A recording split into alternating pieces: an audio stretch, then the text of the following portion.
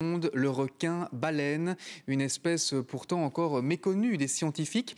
Or, parmi les spécialistes mondiaux, il y a une biologiste belge. Nous l'avons suivie au large de Madagascar. C'est un reportage découverte de Mathieu Alonso et Annabelle Sins. Si imposant et pourtant inoffensif. Le requin-baleine est tout simplement le plus gros poisson du monde, menacé et loin d'avoir livré tous ses secrets. À Madagascar, au large de la petite île de Nosy-Be, les eaux sont particulièrement poissonneuses. Dressé à la verticale, il se nourrit à la surface en maquereaux et en sardines.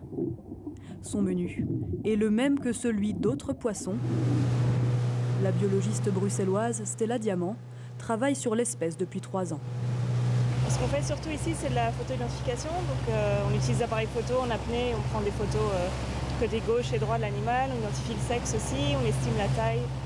On fait ça pour chaque requin-baleine qu'on voit pour essayer d'avoir un nombre exact à la fin de la saison. En quelques coups de palme, dans ces eaux généreuses, la scientifique identifie son premier requin-baleine de la journée. On n'a pas la technologie pour suivre des animaux à plus de 2000 mètres. C'est le rêve de tout scientifique qui étudie les espèces, ouais. Pouvoir mieux comprendre où ils vont, où ils se reproduisent, tout ça, c'est encore des grands mystères.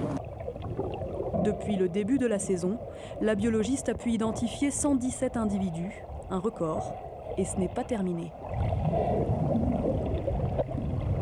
Les requins-baleines rencontrés à Nosy-Be sont principalement des juvéniles. J'ai reconnu le premier de l'autre jour, mais le deuxième, ça me dit rien. C'est un mâle aussi. Une jeunesse à protéger, car l'espèce est menacée sur le plan mondial pour le commerce de ses ailerons.